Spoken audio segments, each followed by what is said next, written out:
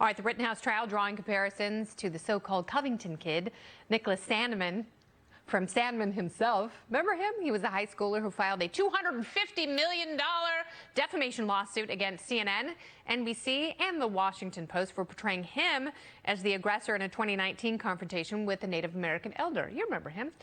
He settled the lawsuits last year, and he moved into his golden mansion. Well, now he's suggesting Kyle Rittenhouse should do the very same thing, sue liberal news outlets for defamation. They've labeled Rittenhouse a vigilante, a domestic terrorist, compared him to a school shooter, and called him a white supremacist. Watch. I don't know which Joy I dislike more, Reed or Behar. That is a toss-up. All right, well, that's not even the worst of it. President Biden himself labeled Rittenhouse a white supremacist. So could Kyle Rittenhouse have a defamation case here? Let's bring in tonight's party panel. He is the editor-in-chief of Ricochet. It is John Gabriel. Oh, there he is, bearded and ready. We've got comic and host of the Part of the Problem podcast, already broadcast in 400 languages. It is Dave Smith. And we've got radio host, Democrat strategist, and Fox News contributor, the glorious Leslie Marshall. Welcome, everyone. Hello. Hi. 400, huh? Yeah, that's a lot. And you do them all yourself, Dave? I don't know how you find the time. With 2 young children, you are a miracle. John Gabriel, I will start with you. Should Kyle Rittenhouse sue? He absolutely should be suing. And Nick Sandmann proved the case that this is possible. He should totally do it. I'm hoping 6 months from now he owns Jeff Zucker's lake house. And he's just reclining on the large deck there, I don't know, maybe overlooking the yacht that he took from Jeff Zucker as well. The coverage has been horrible, and it really started the Kenosha riots, I think. And for them just to misrepresent this from start to finish, they're setting it up for another kind of violent reaction if this case doesn't turn out the way they wanted. They'd be much better off if they just were honest about their coverage, but they aren't. And it's one thing for opinion people to say, hey, here's my thoughts on the case, but this is the news coverage as well. Yes, you do have the difference between editorial and opinion, and you have a young man here who's fighting for his life, Dave. So has the media, the prejudgment, is that out of laziness, or do they really believe what they've been writing and saying about him? Well, I don't know if they believe it, but I don't think it's out of laziness. I think that the corporate press, by and large, has an agenda. And it's appalling. I mean, this is, whatever you think the verdict should be, this is a 17-year-old who's facing life in prison. And to say things like he traveled across state lines with an AR-15, he's a white supremacist, he went there with the intent to kill. And the clips you showed, there's a whole bunch that are even worse than that. And that's all completely unfounded. Like, none of that. There's no evidence to support that any of that happened. But the reality is that the agenda of the corporate press was to declare that all of these riots were mostly peaceful. Fiery but peaceful, or whatever the lines were. When the reality is that they were the most violent, longest sustained riots in my lifetime. Billions of dollars in property damage. Dozens of people were killed. Vicious assaults. Hundreds of thousands of people terrorized. They were horrible. But if you're pretending that they're mostly peaceful, then why would someone go there to protect anything with an AR-15? You wouldn't have to. So I guess the narrative has to be that he was just there. I have progressive friends of mine who have told me, we kind of live in this world of thinking about all these things. But they've told me, they were like, I was completely blown away by this because I always assumed the guy went there and killed black protesters. I didn't realize there were people chasing him with guns, with weapons. Yes. But if you just listened to CNN, it would have been very easy to get that impression. It's shameful, as usual, the way the corporate press has covered this case. And Leslie, it's also irresponsible because, what they're essentially doing with the coverage of the trial, not just the character assassination of Kyle Rittenhouse before this went to trial, but during the trial, I mean, they're essentially goading people to go to Kenosha and have, a version 2.0 of the destructive riots. It's awful. It is awful, but I definitely see and hear it on both sides, not necessarily major networks, but also on Twitter and on Facebook. And there are people from both sides outside, as we can see from our coverage and other networks' coverage of the people on the ground. If we're going to be so litigious, and sadly we've become that, just as sadly we've blurred the lines between journalism and opinion, then I guess O.J. Simpson should be suing, Trayvon Martin's family should be suing. We could just, keep going on and on. If a news story has wrong information, such as Kyle Rittenhouse bringing the gun with him, which was at his friend's house in another state, and he didn't cross state lines with it, that needs to be corrected. But if he is found guilty and ends up in jail for any period of time on any of these charges, will he be able to sue at that point in time? I think by even asking that question, maybe we have the assumption that he will be acquitted, and none of us are in the jury, none of us have been in the room full time, so we don't know all the information that's being given. There are a lot of times we look at many trials and we say, how could they acquit, or how could they find this individual guilty? Because we weren't one of the 12 in the box. Yes, and also Lance Ito is not the judge. Leslie, I want to point out that you predicted. No, I think Lance Ito, I used to think he was the worst. Yeah. I'm sorry, this guy takes the cake. Yeah, I'm I don't sorry. know. It's go not back because and watch, I feel one way or go another. Go back and watch the ESPN my 8-hour documentary. It might change your mind of Lance Ito. I think you're being a little bit of a historical revisionist here, but also you so correctly predicted that Terry McAuliffe was going to win in Virginia, so you're batting 1,000, Leslie.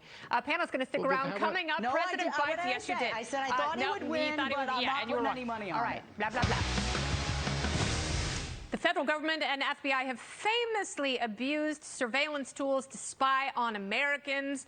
But the new unholy alliance of the White House, DOJ, and FBI to target parents goes several bridges too far. But sicking the FBI on protective moms and dads is an even more egregious move, not because it not only further unifies them against the statists in power, it is utterly unconstitutional.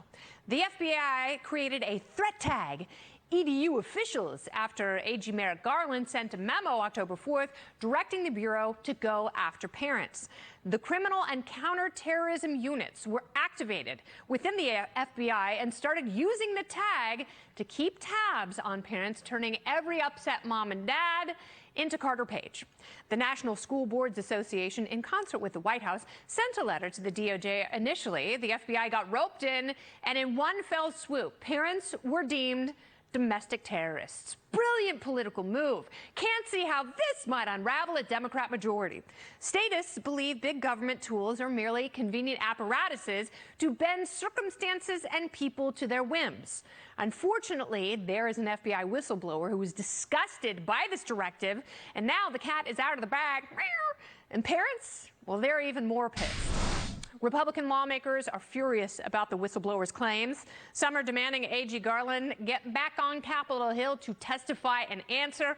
House Judiciary Ranking Member Jim Jordan, no sport coat, says Garland outright lied to Congress. So if the feds tried to equate parents with terrorists, who should pay for it? The party panel is back. John Gabriel, Dave Smith, and Leslie Marshall. Dave Smith, I will start with you.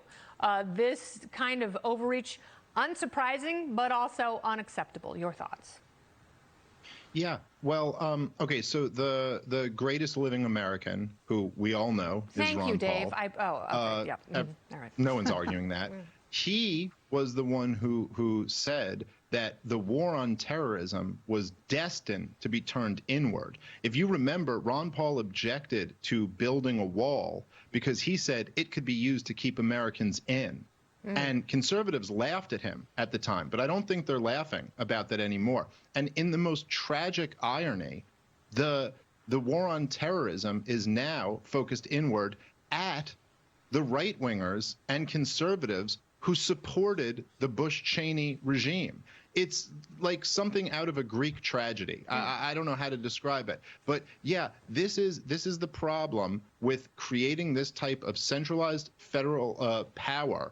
And of course, when Bush and Cheney were creating it and directing it outward, which was also horrible, the left was pretty good about opposing it.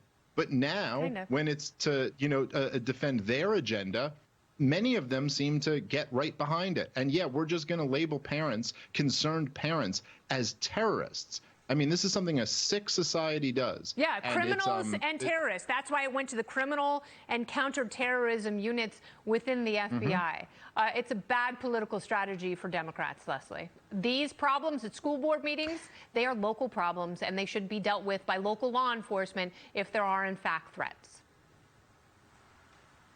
If there are threats, which there have been in 3 states most recently, Maine, Kentucky, and Virginia, of death toward a teacher, a school board member, or another parent, I, as a taxpayer, don't have a problem with the federal government getting involved, because after we've seen January 6th and other things that people in this country, on both sides, fringe elements, are willing to do for their beliefs, how vitriolic and violent our nation has become along these lines of division, you need to have our government protect us. That is actually what our government is supposed to do first and foremost, the president and the Department of Justice, to keep the laws, to make sure that we are just. This isn't going around because, you know, Mary was exercising her First Amendment right at a school board meeting. This is because there are thugs out there threatening lives of individuals who they disagree with on school curriculums. Yeah, that's... When will we say, okay, maybe somebody should have gotten involved? When somebody follows through on one of these threats, I certainly hope that never comes to pass. But in the climate that we're living in, I sadly would not be surprised. Yeah, it's still a local issue. John? Yeah, it is completely a local issue. And sort of defunding the police, why don't we defund the feds, get rid of the FBI? They don't know what they're doing. And Dave was completely right. They are turning the war on terror within to eliminate political enemies. I wouldn't want to see a Republican president, say one's elected next time around, despite Biden's soaring ratings. If you can imagine, maybe a Republican takes over. I don't want him using this against the left either. We shouldn't be spying on and monitoring our own citizens. And if I won't go down to my local school board, there's a policeman there, a local police. They know what's going on. And when they see me, they'll know that I'm not a terrorist because I'm a beloved pillar of this community. But local cops can handle this. You don't need all these federal agents walking around with earpieces and suits and sunglasses, profiling people, taking down license plates. It's just absolutely insane. And I'm very thankful that my kids were able to attend a charter school, because this is madness. And we should have more school choice. Go ahead, Dave. Yeah, and I can certainly understand if you were trying to mask up my kids and teach them race essentialism, I'd probably be willing to make some threats too. But if someone threatens someone at a bar, that wouldn't require the FBI or counterterrorism measures to get involved. So why, if there was one random threat? And the truth is that the bigger picture here isn't that there have been terroristic threats. That's just ridiculous. The bigger picture here is that parents across the country are furious about the COVID policies and critical race theory being taught in schools. That's what people are mad about. It's not that there's Osama bin Laden out there who's threatening to blow up some buildings over this stuff. It's that parents are furious about it. We've all seen the videos. So, Leslie, what kind of a threat tag are they using for Antifa? Because I know federal law enforcement has been hamstrung. They have not been able to arrest people in Portland who are trying to assassinate federal law enforcement there. I mean, that actually, when you're throwing Molotov cocktails into a federal building and keeping the door shut with humans inside, I think that's a little bit more egregious than parents raising their voices about CRT at a Loudoun County school board meeting. There's a difference between raising your voice and threatening somebody. The First Amendment does not cover the threat. I don't see police hauling off any of these people threatening. A very quick true story. I was at a zoo in Florida with my kids, and they were closing early. And the woman next to me was having a fit. It was their last day on vacation in Orlando, Florida, and they needed to go to this zoo. The kid was having a meltdown, and she said to the lady, "Let me in or I'll burn this place down." I kid you not, the police were there in 2 minutes. Yeah, in so 2 minutes. Leslie, thank you so much. And she was threatening to burn a zoo down. Thank you so much for making my initial point that this is a local issue, and they called 911 and the police showed up. If the lip service becomes physical action. Yes, but sounds like they handled it. Yeah, but people don't get arrested for things that might happen in the future that they haven't actually done. You know, John Gabriel. No, that's not true. Thank you, Leslie. So when I say John Gabriel, it actually doesn't sound like Leslie Marshall. So I'm going to talk to John Gabriel. Threatening to kidnap, threatening to burn down. You just made my point. It's a local issue. Okay. John Gabriel when you have the FBI that's ignoring gymnasts, that's ignoring young women who have been sexually assaulted by a serial predator, and now those resources, which have been grossly misused, are now targeting parents, doesn't that further damage the reputation of the FBI, which is already in tatters? Yeah, they wasted the past 4 years covering up a hideous sex scandal going on with USA Gymnasts and pushing this insane Steele dossier, which people who don't like Trump thought was ridiculous because it didn't make any sense. If they could focus on their limited purview, that would be one thing. But instead, they're wasting all their time on all these silly issues, investigating parents for being annoyed. Chill out, J. Edgar. We in the local community can handle this. Yeah. Why don't you focus on your job or just admit that you're irrelevant and we can get rid of this stupid agency and all the money we waste on it. And admit you've got way too much power and you are abusing it constantly. John, Leslie, and Dave, thank you all so much for being here. I appreciate it. Abolish the FBI. I'm fine with that. I gave you yoga hands. No, that's just as bad as defund the police and abolish ICE.